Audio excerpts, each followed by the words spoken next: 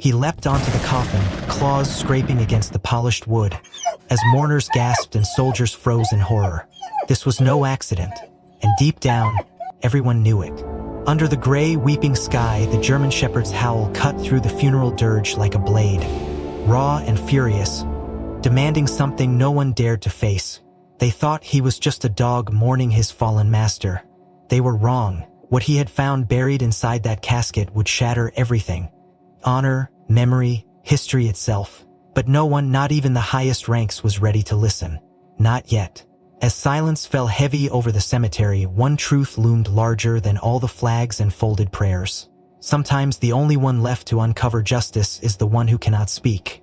If you believe stories like this deserve to be heard, don't forget to like, subscribe, and share your thoughts in the comments. Tell us, what moment do you think changed everything? And where are you watching from? Your voice matters. Your memory keeps the forgotten alive. The rain fell in a slow, steady drizzle, washing the small military cemetery in a soft, gray veil. Black umbrellas bloomed like wilted flowers among the handful of mourners who stood gathered before a lone oak coffin. An American flag, perfectly folded, rested atop the casket, a mute tribute to a man whose name no one could recall. Officially, he was Unknown Soldier 47, another casualty without a past, buried with all the honors of someone whose story had been forgotten. Standing at the forefront, separated slightly from the crowd, was a large German shepherd, his coat the color of old ashes, his eyes sharp and glinting under the somber sky. No one seemed to know who had brought the dog, no leash tethered him. Yet there he sat, motionless at first, like a statue carved by grief itself. The chaplain's voice rose in solemn prayer, the words blurred by the murmuring rain. The honor guard shifted uneasily in their soaked uniforms, rifles gleaming under the muted light. The crowd bowed their heads as the chaplain invoked blessings over the fallen. But then, a sound shattered the brittle peace, a low, trembling whine, raw with pain. All eyes turned toward the shepherd. His body was trembling violently now, his front paws digging into the muddy ground. Without warning, he threw his head back and howled a long, mournful sound that sliced through the damp air like a blade. The mourners gasped, exchanging startled glances. Some took a step back. The chaplain faltered mid-sentence, casting an uncertain look at the funeral director, who merely shrugged, helpless. Still the dog howled, a sound so full of loss and desperate yearning that it seemed to pull the color from the world. The moment stretched, taut and surreal. Then, a new horror unfolded. The dog surged forward, powerful muscles propelling him toward the coffin. His paws struck the side of the casket with a thud, shaking the entire structure. The floral wreaths toppled over, the flags slipping slightly askew. Gasps rippled through the mourners as two military pallbearers rushed forward, trying to restrain the dog. But he was relentless, clawing and pawing, growling deep in his chest as though fighting some unseen force. "Get him away," someone shouted, voice cracking with panic. Yet even as they struggled, even as hands pulled and bodies lunged, the shepherd's gaze never left the coffin, as if something inside was calling to him, something he could not and would not ignore. The funeral director, a stooped man named Harris, barked out orders, trying to restore dignity to the ceremony. But it was no use. The rhythm had been broken. The coffin trembled again under the force of the dog's assault, this time rocking so violently that one of the ornate handles snapped off, falling into the mud with a soft, indecent thud. Then came another shock, a faint creak barely audible over the rain. Several mourners froze.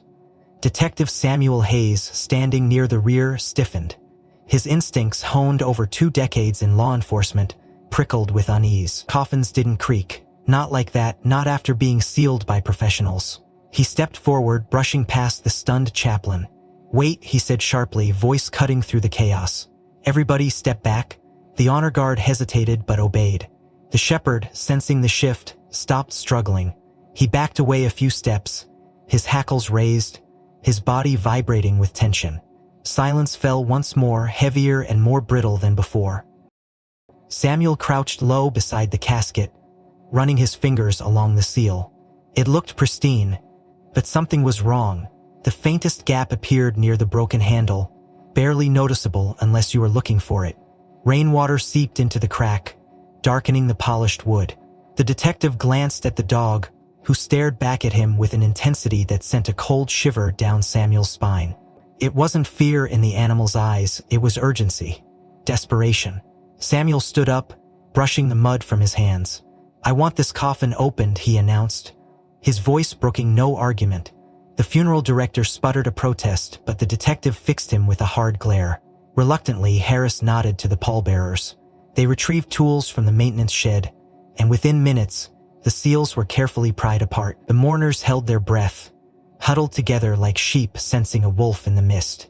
The lid creaked open slowly, groaning like some ancient door to a forbidden place. What lay inside was not what anyone expected. Not the clean, preserved figure of a fallen soldier. No, the body inside looked wrong. The uniform was correct, but the face, there was something grotesque about it, something twisted and bruised, as if it had been hastily reconstructed or subjected to brutal violence. And around the neck, hidden beneath the collar, a thin piece of rope had left a livid mark against the dead flesh. Murmurs erupted among the crowd. The shepherd whined lowly, pressing himself against Samuel's leg. A quiet horror began to creep across the gathering. They had not come to bury a hero, they had come to bury a lie. Samuel clenched his jaw, his mind racing. This was no accident. Someone had gone to great lengths to disguise this corpse, to stage this funeral. But why? And for whom? He looked down at the dog, who gazed up at him with an expression almost too human to bear. "You know, don't you?" Samuel whispered. The shepherd simply sat down heavily in the mud, as if resigned to the terrible journey they were now about to undertake. Overhead, the rain intensified, a curtain of silver washing away the last illusions of ceremony. The funeral was over. The real story was just beginning. The rain continued to pour in relentless sheets, soaking into the disturbed earth as the coffin lay open like a wound before the small, stunned crowd. Samuel Hayes stood rigid, his coat clinging to his frame, water dripping from his hair into his collar. But he barely noticed. His focus was entirely on the body sprawled within the casket, a grotesque imitation of a hero's rest. A low murmur started among the gathered mourners, spreading like a ripple through the tense air. It was then that an old man, tall and wiry with a limp in his step, pushed his way forward through the crowd. He wore a battered army field jacket from decades past, the patches faded but still distinguishable. Master Sergeant Franklin Duval, retired. His face was a map of old battles, crisscrossed with scars and the hard lines of survival. "Move aside," Duval barked, his voice cutting through the nervous chatter. The others obeyed instinctively, parting to give him room. Samuel watched him carefully, sensing that this man's presence was not random. Duval leaned over the coffin, his sharp eyes raking across the uniform, lingering on the details like a jeweler examining a forgery. The embroidery of the name tag, the ribbons, the insignias, all should have been standard, expected for a ceremony of honor. But after a long, heavy pause, Duval straightened up and turned to Samuel, his face set in a grim mask. "This is wrong," he said simply. Samuel's stomach tightened. "Wrong how?" he asked, already dreading the answer. Duval pointed a gnarled finger at the left breast of the uniform. The combat infantryman badge. "Look closely. That version wasn't issued until '89. And that patch," he said, tapping the faded 3rd Infantry Division logo sewn onto the shoulder. "This design's from the Korean War era. They didn't overlap. Not by 30 years. A gasp escaped from someone in the crowd, quickly stifled by the heavy silence that followed. Samuel leaned in, inspecting the details for himself, and sure enough, the inconsistencies were small, almost invisible to an untrained eye. But to a soldier, or to someone who cared enough to look, they screamed betrayal. Samuel felt the beginnings of a headache throb behind his eyes. A mistake this obvious couldn't have been accidental. It was staged, deliberate. But for what purpose? Beside him, the German shepherd whined softly again, almost as if affirming Duval's words. Samuel met the old soldier's gaze, finding no trace of confusion there, only grim understanding. "Whoever dressed this man," Duval muttered, "wanted people like me to stay away, wanted just enough honor to fool civilians, not enough to satisfy real brothers in arms." Samuel nodded slowly, processing this new thread of deception. He stepped closer to the coffin, careful not to disturb the soaking fabric of the uniform. As his eyes traveled down the figure, something else caught his attention. A glint of bare flesh just below the right sleeve, where the fabric had been torn slightly during the earlier commotion. Moving deliberately, he reached out and peeled the sleeve back farther, revealing a forearm mottled with bruises and old wounds. And there, stark against the pale, bloated skin, was a scar, jagged, angry, unmistakable. A long, twisting gash running from the elbow to the wrist, the kind of wound you'd expect from a knife fight or shrapnel explosion. Samuel inhaled sharply. The official records, the scant files he had glimpsed earlier that morning, clearly described the unknown Soldier 47 as having no identifying marks, no tattoos, no scars. He had been listed as clean, his body unmarked by the chaos of combat or civilian life. This scar was not an afterthought. It was a story carved in flesh, a story nobody had bothered or dared to include in the official version. Samuel looked up at Duval again, who had seen it too, his lips compressed into a thin, bloodless line. The air grew heavier, thick with unsaid truths. Somewhere behind them, a mourner began to weep quietly, a raw, broken sound that seemed to pierce the wet, heavy sky. Samuel turned back to the open casket, a sick feeling pooling in his gut. Whoever this man was, he had lived a hard life and he had died brutally. He didn't belong in this box, beneath these borrowed honors. He deserved to have his real story told, not buried under layers of lies and mistakes. But now the questions loomed larger than ever. Who was he really? Why had someone gone to such lengths to bury him under a false identity? And more importantly, what connection did this desperate German shepherd have to all of it?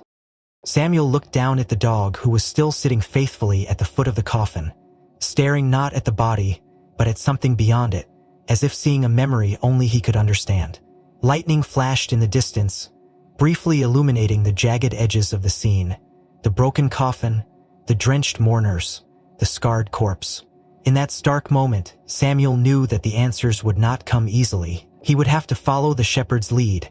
This dog knew the way to the truth, and whatever that path held, it would be darker and far more dangerous than anyone standing here could possibly imagine. As the first rumbles of thunder rolled across the sodden cemetery, Samuel steeled himself. There was no turning back now. He reached down and placed his hand gently on the shepherd's soaked fur. "All right, boy," he whispered under his breath. "All right, boy," he whispered under his breath. "All right, boy," he whispered under his breath, faintly audible. The dog stood slowly, muscles taut, eyes burning with a fierce, silent intelligence. He sniffed the air once, twice, then turned his head sharply toward the eastern tree line, where a narrow, overgrown path led into the mist-shrouded woods. Samuel's heart pounded. He didn't know what they would find there, but he knew one thing for certain. The real journey had only just begun. The first rumbles of thunder still vibrated through the soaked cemetery as Samuel adjusted his grip on the German shepherd's collar, feeling the dog's muscles tense beneath his hand. The mourners were scattering now, whispers trailing behind them like smoke as they fled from the disturbing revelations and the approaching storm. Samuel barely noticed them leave. His entire world had narrowed down to the dog and the path stretching beyond the tree line. He opened his mouth to call for backup, to request someone from the station to meet him, but before he could even form the words, the shepherd jerked violently against his grasp.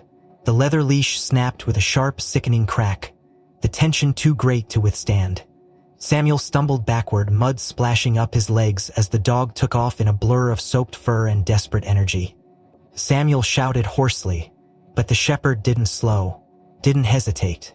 His body was low to the ground, head down, moving with the singular focus of a missile locked onto its target.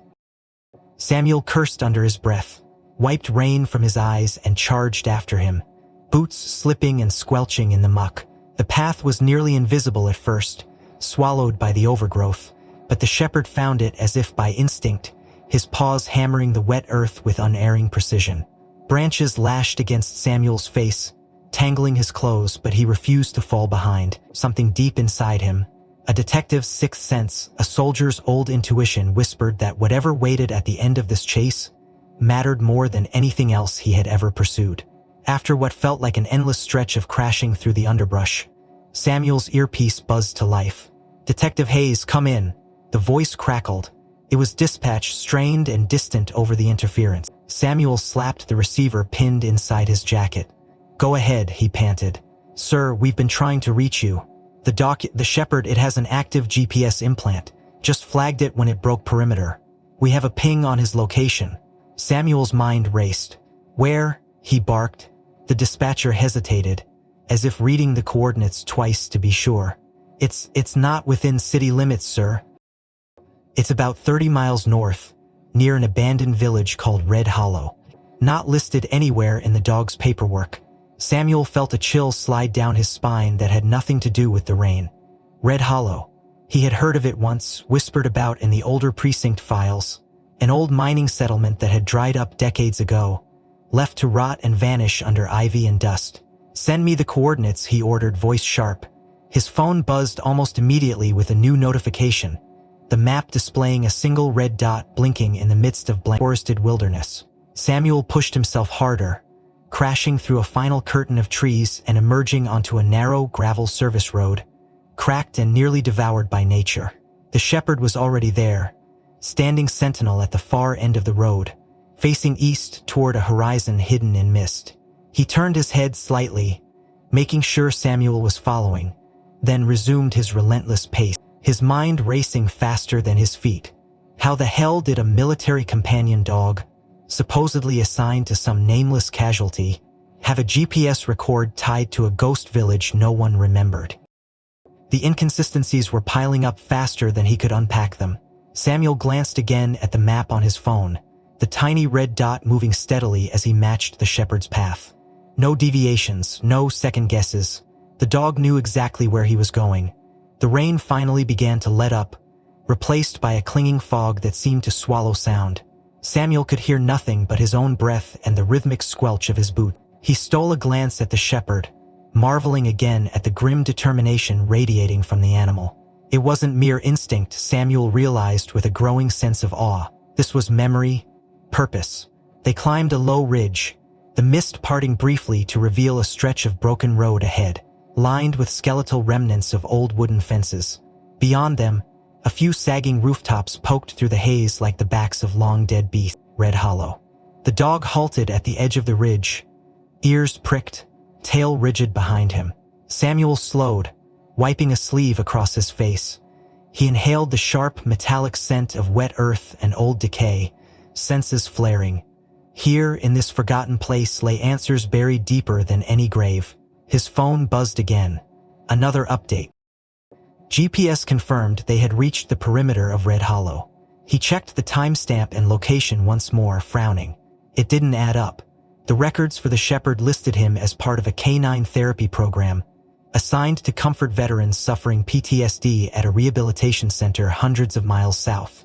His handlers claimed he had been stationed there ever since his training. No mention of covert missions, no mention of remote locations.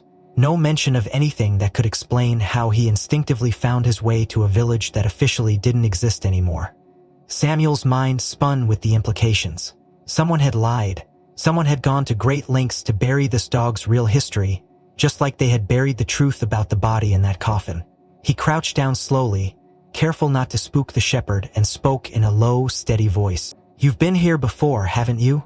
The dog's ears flicked, but he did not turn away.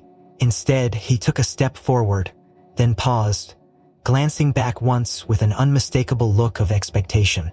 Samuel's pulse quickened. Whatever lay hidden in Red Hollow, it wasn't forgotten to the shepherd. It wasn't forgotten at all. He rose to his full height, heart hammering against his ribs. In the distance, a faint glimmer of movement stirred behind the broken rooftops. Something too swift, too deliberate to be the wind. Famelo reached instinctively for the weapon at his hip, but forced himself to stop. Fear would only blind him now. He needed to see, he needed to understand. The shepherd moved again, padding down the cracked road toward the heart of the ghost village, his form half swallowed by mist.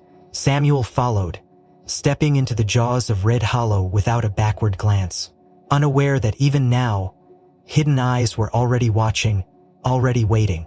Samuel kept close behind the shepherd as they descended deeper into the mist-shrouded ruins of Red Hollow. The dog's silent confidence was the only thread keeping Samuel's racing thoughts tethered to something tangible.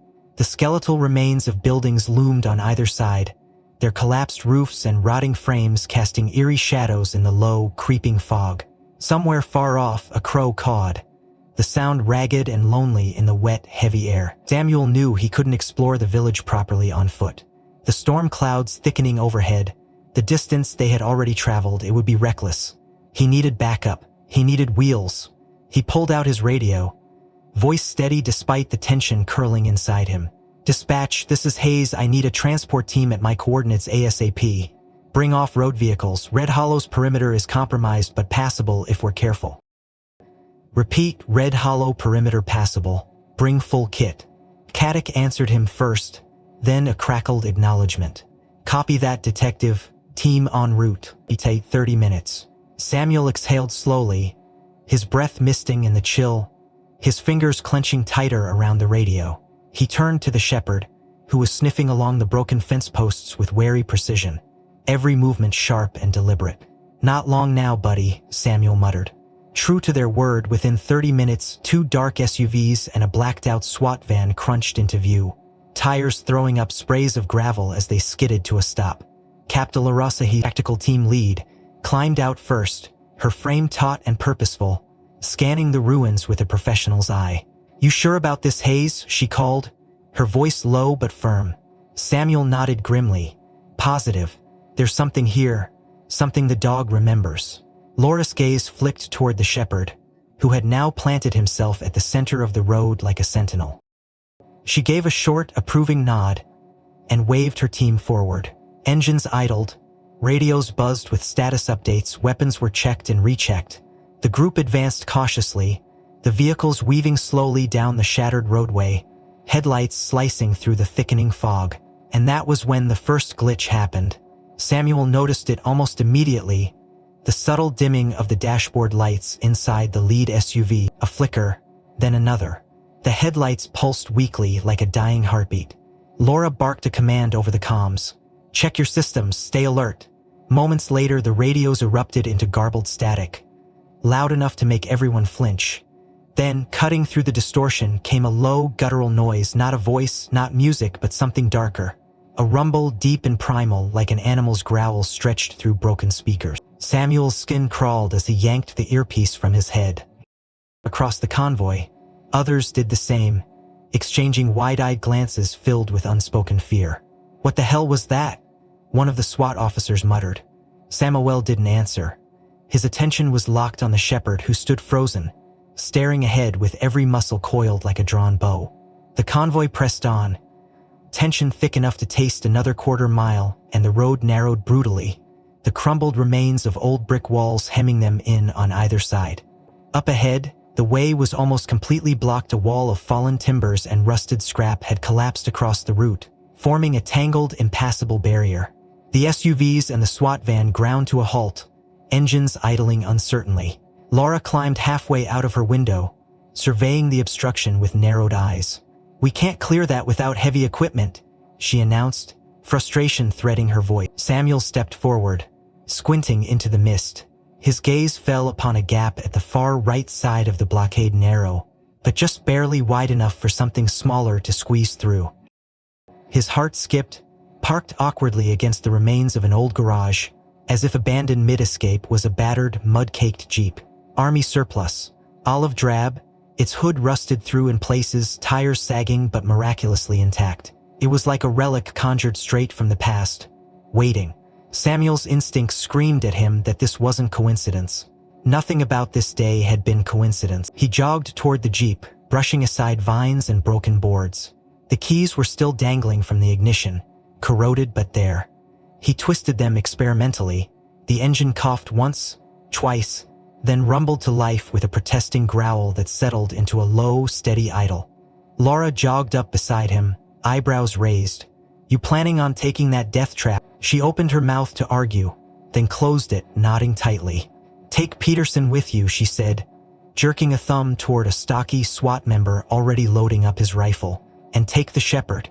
Samuel hesitated only a second before calling the dog to his side. The shepherd leapt into the front seat without hesitation, planting himself upright, alert. Peterson clambered into the back, muttering under his breath about ghost towns and bad omens. Samuel gunned the engine, gravel spray under the Jeep's rear tires as they lunged toward the gap. The battered vehicle shuddered and rocked as it squeezed through the ruins, the sides scraping against brick and metal with high, screeching protests. On the other side, the landscape opened up barely. The road had decayed into a narrow, muddy trail winding deeper into the heart of Red Hollow.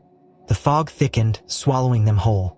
Samuel tightened his grip on the wheel, eyes flicking between the path and the shepherd who sat rigidly, nose twitching, staring ahead with terrifying focus.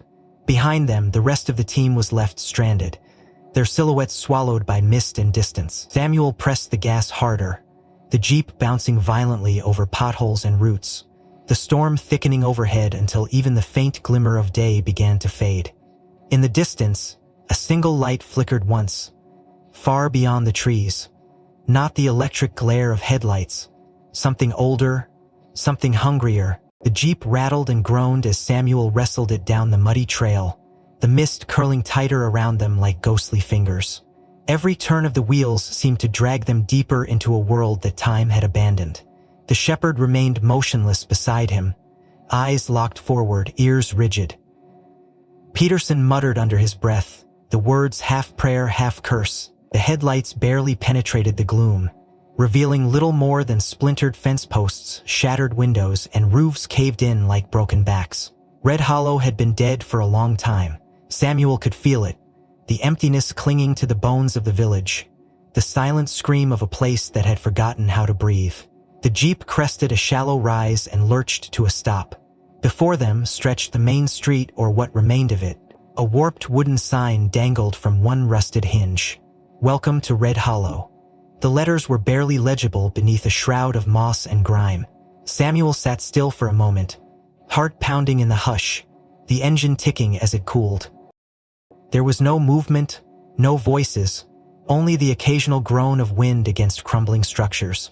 He stepped out slowly, his boots sinking into the soft, soggy ground, the mist closing over his shoulders like a shroud. The shepherd leapt down beside him, nose high, tail stiff. Peterson climbed out too, rifle at the ready, his face pale under the muted light.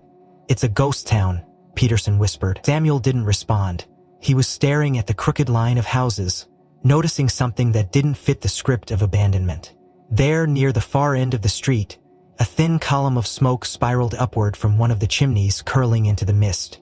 His stomach tightened. Smoke meant fire, fire meant life. Life meant someone was here. Without a word, Samuel started forward, the shepherd trotting ahead as if they moved cautiously, every step crunching softly against gravel and broken glass. The closer they got, the more wrong it all felt. The other houses sagged in ruins, their doors swinging open on broken hinges, windows gaping like empty sockets. But the house with the smoke rising from it, an old clapboard shack with peeling white paint, looked strangely intact. Almost from inside came the faintest sound, a low creak, like a chair rocking slowly back and forth.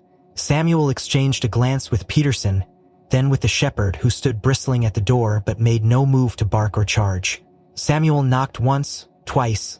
The sound echoed unnaturally in the heavy mist. No answer. He was about to knock again when the door creaked open by itself, swinging inward with a mournful wail of old hinges. Samuel tensed, one hand hovering over his holstered weapon. He leaned in, peering into the gloom beyond the threshold. Inside, the house was dim and musty, the furniture sparse but intact.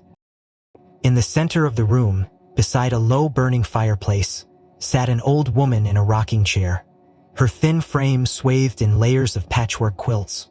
Her hair was a tangled mass of silver, her skin like parchment, creased and spotted by time. Her eyes, when she turned her face toward them, were cloudy with blindness, staring through them rather than at them. But what made Samuel's breath catch in his throat was the smile that broke across her cracked lips. A smile of recognition, not confusion. She lifted a trembling hand and pointed directly at the shepherd. "You came back," she rasped, her voice a brittle whisper barely louder than the crackle of the fire. "I knew you would." Samuel froze. Peterson shifted uneasily behind him. The shepherd, for his part, lowered his head and whined softly, tail wagging once before falling still. The old woman leaned forward in her chair, the quilts sliding off her bony shoulder. "Come here, boy," she coaxed, her voice breaking with emotion. "Come here, Remus." Samuel's mind stumbled over the name. Remus. not the designation listed in the military files, not the sterile code name printed neatly in the dog's official records. Remus, a name heavy with memory, with history. The shepherd hesitated only a second before padding forward, nuzzling into the old woman's trembling hands with a familiarity that struck Samuel like a blow. She cradled the dog's face between her palms, her fingers tracing the scars hidden under his thick fur, her tears dripping onto his muzzle. "Good boy," she whispered over and over, rocking gently, holding him as if trying to press a lifetime of love into his flesh. Samuel took a step closer, his voice cautious. "Ma'am," he said gently, "do you know this dog?" The woman laughed a thin, broken sound. "Know him?" she breathed. I raised him and his brother. They were ours before." "Before what?" he asked softly. The woman turned her clouded eyes toward him, and for the first time Samuel saw the immense sorrow carved into her features, deeper than time could account for. "Before the fire," she said, voice trembling. "Before the soldiers came, before they took everything." Samuel exchanged a sharp glance with Peterson. Something heavy and dark was rising in the air between them, something that had been buried with the ruins around them. "Who are you?" Samuel asked. "My name," she hesitated, fingers tightening in the shepherd's fur. "My name is Ada. Ada Granger. I was the midwife here. I knew everyone. I buried most of them myself after the smoke cleared." Her blind gaze flickered toward the fireplace. "And the man you buried today, he wasn't nobody. He was the firstborn of this village. He was ours." Samuel felt the breath punch out of him, stunned by the quiet certainty in her voice. The shepherd Remus whimpered again, pressing closer to the old woman, as if trying to shield her from the weight of the words she had unleashed. Peterson shifted his weight behind Samuel, clearly rattled. Samuel opened his mouth to ask more, but a sound outside, the distant crunch of gravel under tires, snapped his head around. They weren't alone anymore. Samuel stiffened as the sound of gravel shifting outside grew louder, but Ada didn't flinch. Her blind eyes remained locked somewhere far beyond the walls of the crumbling house, anchored in a past so heavy that even the present storm couldn't dislodge it. Peterson edged toward the window, peering through a crack in the warped wood, his fingers twitching nervously near the trigger of his rifle. "Nothing yet," he muttered, tension crackling off him in waves. Samuel ignored him for now. His focus was on Ada, who stroked the shepherd's fur with trembling, gnarled hands. As she spoke again, her voice thin but carrying the weight of a confession long buried. "You think you came here to bury a nobody," she said, her words slow, each syllable a struggle against time and memory. "But you didn't. That man was born here in this village. He was the first son of Red Hollow, the pride of us all." Samuel crouched lower, his knees aching, heart pounding as he absorbed her words. "Who was he?" asked, keeping his tone gentle. Ada smiled sadly, her fingers still buried in the shepherd's thick coat. "His name was Caleb Granger. My nephew. He grew up running these streets, climbing these trees, fishing in the creek before it dried up. He was a good boy, a proud boy." Her voice cracked, a fissure of grief running through the years. Samuel swallowed hard, his mind whirling. Caleb Granger. A name, finally.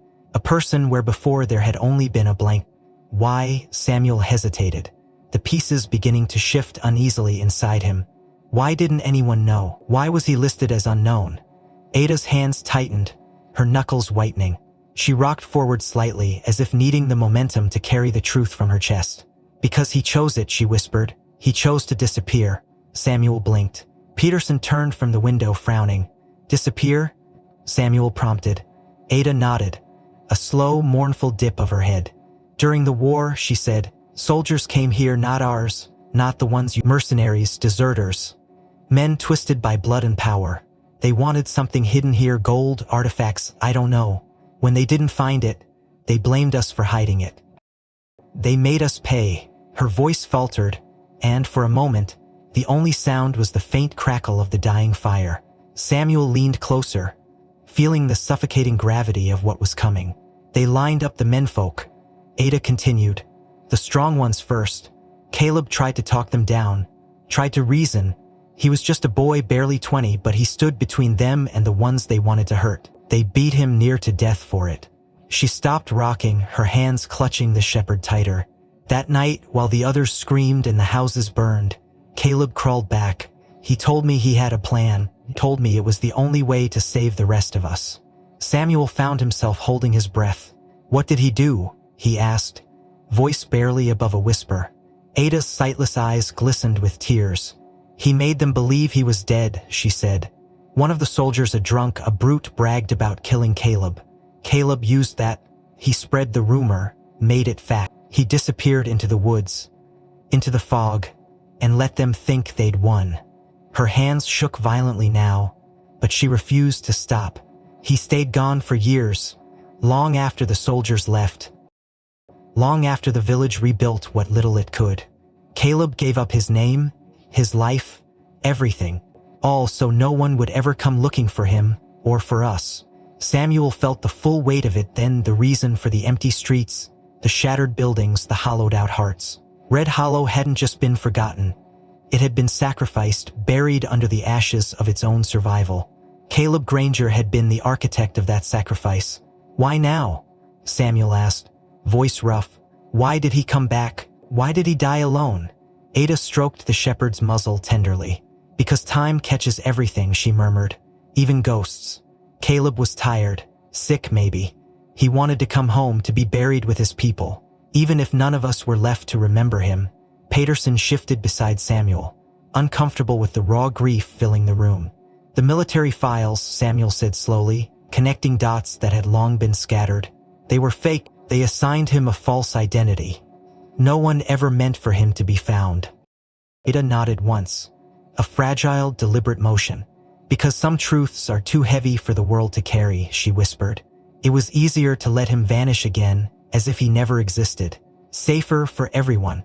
Samuel stared at her, heart hammering, mind racing. Caleb Granger had lived a lifetime as a ghost to protect a village that had crumbled to dust anyway. He had returned only to be buried under a false name, mourned by no one but a blind woman, and a loyal dog who remembered more than anyone else. Samuel opened his mouth to ask another question when a shadow moved outside the window, swift and deliberate. Peterson snapped his rifle up, signaling silently. The shepherd growled low in his throat, body stiffening beside Ada. Samuel rose slowly, every instinct in him screaming now. Whoever was out there wasn't here by accident.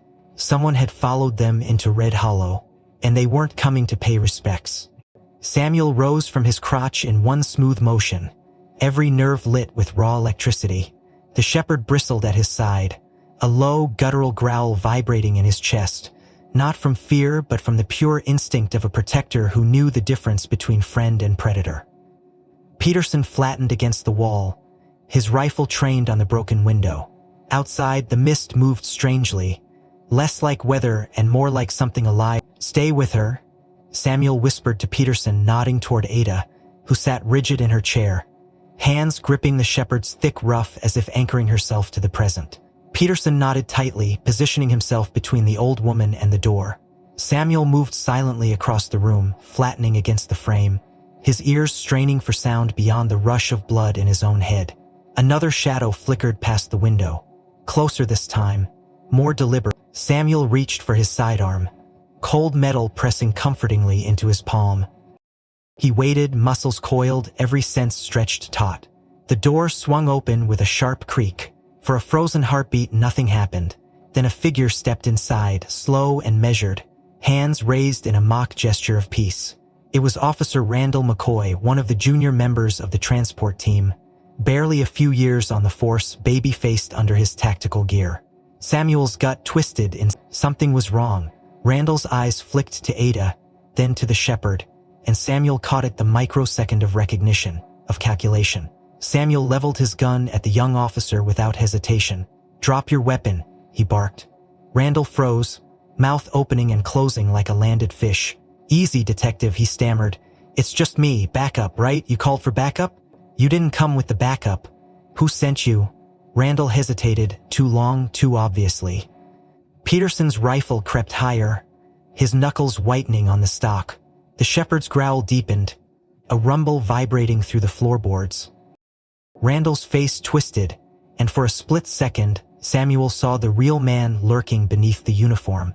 A flash of old hatred, not directed at the situation, but at the very people this place represented. You're wasting your time, Randall spat suddenly, the false pretense crumbling. This village deserved what it got. Samuel's blood turned to ice. "What did you say?" he demanded. Randall sneered, stepping back toward the threshold. Your grandfather was one of the men who came here. One of the ones your precious Caleb tried to stop. They called it treason when he got court-martialed. Stripped of everything, our whole family lived under that shame. Until now, the room seemed to shrink around them. Peterson shifted, stunned. Auda clutched the shepherd tighter, her blind eyes wide with terror. Samuel tightened his grip on his weapon, struggling to contain the surge of rage boiling inside him. "You came here to finish what your grandfather started," Samuel said, voice low, deadly. Randall grinned, teeth flashing. "Not finish, just make sure no one digs it up again. Let sleeping dogs lie, right, detective?" He gave a bitter laugh, stepping fully into the doorway now, body tense, ready to bolt. But before Samuel could move, before Peterson could fire, the shepherd lunged, a blur of muscle and fury. The dog launched across the room with a snarl that tore through the silence like a gunshot. Randall barely had time to raise his arms before the shepherd slammed into his chest, knocking him sprawling backward into the dirt outside. Samuel and Peterson surged forward, weapons raised, but Randall scrambled to his feet, blood streaming from his forearm where the shepherd had bitten deep. He staggered back into the mist, disappearing into the swirling gray before they could pursue. Samuel cursed violently under his breath, holstering his weapon and rushing to the doorway. The fog outside was alive with movement, now more shadows, more threats closing in. They were outnumbered, and badly. Behind him, the shepherd barked sharply once, drawing Samuel's attention. The dog nosed something toward him, a small metal object clinking faintly as it skidded across the floor. Samuel bent quickly, scooping it up. It was a dog tag, battered and dulled by age, but the engraving was still visible. His breath caught as he read it. Caleb Granger. The name was clear, undeniable, not the military-issued tag listed in the coffin's inventory. Not the sanitized identity assigned to the unknown soldier. This was the real one. The shepherd hadn't just been leading him here. He had been carrying the truth with him all along, waiting for someone willing to see it. Samuel's mind raced. This piece of metal, simple, heavy, damning, could tear open the cover-up that had buried Red Hollow's story for decades. It could destroy careers, upend histories. It could also get them all killed before they ever left this village alive. Samuel tucked the tag into his jacket, feeling the weight of it settle against his chest like a brand. He turned back to Peterson, who stood over Ada protectively, his rifle trained on the open doorway. "Get her out the back," Samuel ordered grimly. "Now." Peterson nodded, his face pale but determined. Samuel crouched beside the shepherd, ruffling the dog's ears briefly, grounding himself in the animal's unwavering loyalty. "Good boy," he murmured. The shepherd's tail thumped once against the floor, but his eyes stayed sharp, locked on the mist beyond the door. Samuel rose, weapon ready, as the first real shots rang out in the distance. Sharp cracks that sliced through the fog like lightning. Red Hollow was awake again, and its old ghosts were coming home. The shots faded into the mist behind them as Samuel, Peterson, and the shepherd pushed forward through the ruined skeleton of Red Hollow. Their breaths came in ragged gasps, but Samuel kept moving, driven by more than fear now. In his pocket, the real dog tag, Caleb Granger's name etched in battered steel, pressed against his chest like a heartbeat, steady and insistent. He knew what had to be done. They reached the edge of the village where the mist thinned slightly, revealing a small hillock rising against the gray sky. At its base stood a crooked fence, half swallowed by the earth, surrounding a patch of neglected graves. Ada's voice echoed in Samuel's memory, her trembling hand having pointed this way, her final plea nearly lost under the weight of history. "He's not under your flag, he's here, with us." Samuel approached the fence cautiously, the shepherd pressing close to his leg. Peterson set Ada gently down against a tree stump, keeping a protective hand on her shoulder as he scanned the tree line. No more soldiers, not yet. Just the thick, wet silence of a forgotten graveyard. Samuel pushed open the broken gate with a creak that sounded far too loud in the hush.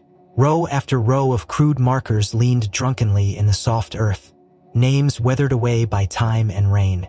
But one spot, near the center, stood out. a fresh patch of disturbed earth, the mound covered hastily with stones and wild grass. Samuel knelt before it, heart hammering. He whispered.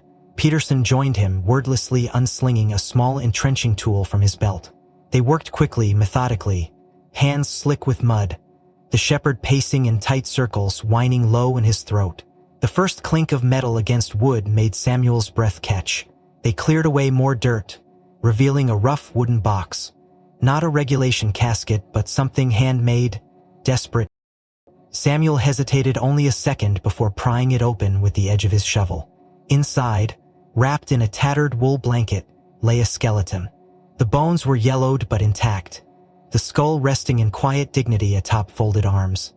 And pinned to the remains, glinting dully even under the gray light, was a combat lifesaver badge, rare and sacred, awarded only to those who had risked everything to save their comrades or civilians under fire. Samuel reached in reverently, lifting the badge between two fingers. It was genuine, heavy, etched with an honor that no forgery could replicate. Peterson exhaled sharply. "Son of a bitch," he muttered. Samuel nodded grimly. "This is him. This is Caleb Granger." The dog whined again, pressing his nose into the folds of the blanket, tail thudding once against the dirt. Samuel's throat tightened painfully. They had buried a hero here, without ceremony, without recognition, while the world above spun on in ignorance. But then another thought crashed into him, a terrible, jarring realization. If Caleb was here, who was in the coffin they had honored at the National Cemetery? Samuel stood abruptly, mind racing. He grabbed his radio, praying the signal would punch through the fog and ruins. "Dispatch," he barked. "I need an urgent exhumation order on unknown soldier 47. Cross-check DNA, immediate priority. Confirm identity." Attic hissed for a moment. Then a crackled response. "Copy, detective, standing by for results."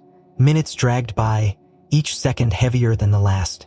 Ada sat silently, hands folded in her lap, lips moving in a prayer only she could hear. The shepherd lay beside her, resting his muzzle on her foot, eyes never leaving the hilltop. Then the radio crackled again, the voice strained and shaking. "Detective, preliminary tests confirm a mismatch. The body at Arlington isn't Caleb Granger. It's another soldier entirely. Name flagged as Thomas Vance. Dishonorably discharged for war crimes." Samuel closed his eyes, swallowing down the bile that rose in his throat. They hadn't just forgotten Caleb Granger. They had buried his enemy in his place, wrapped him in the flag meant for the innocent, the funeral, the honors, the folded flag. It had all been a lie, a grotesque inversion of justice. Samuel turned back to the grave, his hands clenching into fists. Caleb had given everything to protect Red Hollow, to protect people who had long since moved away or died, and in return history had erased him, elevated his betrayer. The shepherd shifted beside him, sensing his turmoil, licking Samuel's hand once, in a simple, grounding gesture. Samuel knelt again beside the grave, carefully replacing the blanket over Caleb's remains. "I swear," he whispered, voice thick with rage and sorrow, "I'll set this right." Peterson crouched beside him, glancing nervously over his shoulder at the distant sound of engines. Reinforcement, more threats, time slipping away. "What now, boss?" he asked. Samuel stood, every muscle screaming in protest. "We get him out," he said. "We take him home." The road back wouldn't be easy. The men who had orchestrated this cover-up wouldn't let them leave quietly. But for Caleb Granger, for the shepherd, for Ada, Samuel knew he would walk through hell itself if he had to. He retrieved the battered dog tag from his pocket and pressed it into Ada's frail hands. She closed her fingers over it, tears slipping silently down her weathered cheeks. Above them, the clouds began to shift, the first cracks of sunlight piercing the mist, faint but real. In the distance, engines roared louder, closer, and Samuel realized they had only minutes left to move. He looked once at Peterson, once at the shepherd, and then he dug his boots into the earth, ready to fight for the truth. Samuel's boots pounded against the cracked earth as he and Peterson carried the crude coffin between them, the shepherd weaving protectively at their sides, ever alert. The engines they had heard earlier were closer now, the growl of military-grade vehicles chewing up the distance with grim inevitability. Samuel's mind raced as fast as his feet, weighing options, searching for an exit that didn't exist. They had found the truth, held it in their hands, but now they had to survive long enough to tell it. At the tree line, Ada stood shakily with the help of a rusted cane Peterson had fashioned from a fallen branch. Her blind eyes turned toward the approaching chaos with a calm born of someone who had already survived the worst the world had to offer. Samuel reached her side just as the first Humvees burst through the mist, heavy tires grinding the mud into ruts. A wall of soldiers spilled out, their faces masked behind mirrored visors, weapons raised. For a moment, silence held. Then a voice called out, sharp and commanding through a megaphone. "You are in possession of classified material. Stand down and relinquish all evidence immediately." Samuel lifted his chin, blood roaring in his ears. The crude coffin between him and Peterson was barely concealed under a tarp, but it might as well have been a spotlight. They knew exactly what he carried, and they would kill to keep it buried. One of the officers, a major, judging by the insignia faintly visible on his chest, stepped forward, lowering his megaphone. His face, when the visor lifted, was lined with exhaustion and something colder. Shame. "Detective Hayes," the major said tightly, "you don't understand the consequences here." That man, he nodded at the makeshift coffin. "For the good of the nation, for the good of the army." Samuel tightened his jaw. "You mean for the good of your reputation?" he shot back. The major's lips pressed into a thin line. There were mistakes made, horrible ones. Men who should have never worn the uniform committed unspeakable acts. If this story gets out, it won't just stain a few names. It will tear down everything the faith people have in their protectors. Are you ready to live with that? Samuel's fingers curled into fists. "I'm not the one who covered up a massacre. I'm not the one who buried a hero under a traitor's name." The major took another step forward, lowering his voice. "I'm offering you a choice. Walk away, leave the past where it belongs. We can make this all disappear. You and your team will be safe. The dog will live out his days quietly." At the word dog, the shepherd bristled, letting out a low growl that rumbled like a storm on the horizon. Samuel's heart twisted. They would spare Shepard only if he turned his back on the truth. Beside him, Peterson shifted uneasily, waiting for his cue. Ada stood still, as if carved from stone. And then, from the ranks of the soldiers, a single figure broke formation. Helmet tucked under one arm. It was Officer Ramirez, a junior investigator who had ridden with the second convoy. His face was pale but determined, eyes burning with something Samuel recognized immediately: righteous anger. Ramirez stepped forward, ignoring the shouted orders from his superiors. In his hand he held a small, battered camcorder. Samuel blinked in surprise. Where had he gotten that? Ramirez's voice was steady as he spoke, loud enough for everyone to hear. "He recorded everything, from the moment you gave the order to erase evidence, from the threats against this canine, from the confession about the massacre." A ripple of shock ran through the soldiers. Some lowered their rifles instinctively, confusion blooming on their faces. The major's face turned a dangerous shade of red. "You little bastard," he hissed. Ramirez didn't flinch. He held the camcorder high like a torch. "If anything happens to us, if anything happens to the dog, this footage goes live." It's already backed up to 3 separate servers. Samuel felt a fierce, savage hope ignite in his chest. Against all odds, someone had chosen to do the right thing. Someone had refused to let Red Hollow be buried again. The major's fists clenched and unclenched, weighing the costs, the risks. Around him, his soldiers fidgeted, some exchanging glances that spoke of cracks in their resolve. Samuel stepped forward, voice iron. "You have a decision to make," he said. "Stand with the truth or get out of our way." For a long, breathless moment, the mist seemed to hold the entire world in suspension. Then the major swore violently under his breath and lifted one gloved hand. His men hesitated, then slowly lowered their weapons. The wall broke. Ramirez exhaled shakily, lowering the camcorder but keeping it ready. Samuel turned back to Peterson. "Move," he said. They hurried toward the jeep, still half sunken in mud but blessedly functional. Ada was helped into the back seat, cradling the crude coffin as if it were a sleeping child. Samuel slid behind the wheel, the shepherd leaping in beside him, tense but ready. Peterson jumped into the passenger seat, scanning the retreating soldiers warily. Samuel started the engine, the battered vehicle shuddering but obeying. As they pulled away, Samuel caught a glimpse of Ramirez standing tall amidst the broken line of soldiers. The camcorder still clutched in his hand like a weapon of light against the gathering dark. The road ahead was long and treacherous, but for the first time in a long time, Samuel felt something more powerful than fear. He felt purpose. They weren't running anymore. They were bringing Caleb Granger home. The sun broke over the horizon like a quiet promise, casting the battered Jeep in golden light as it rumbled along the winding back roads leading away from Red Hollow. Samuel gripped the steering wheel with steady hands, the shepherd seated proudly beside him, tongue lolling out as the wind tugged at his ears. In the back seat, Peterson dozed fitfully, one hand still resting protectively on the crude coffin cradled beside Ada Granger, who sat upright with a serenity born from knowing justice at last had been set into motion.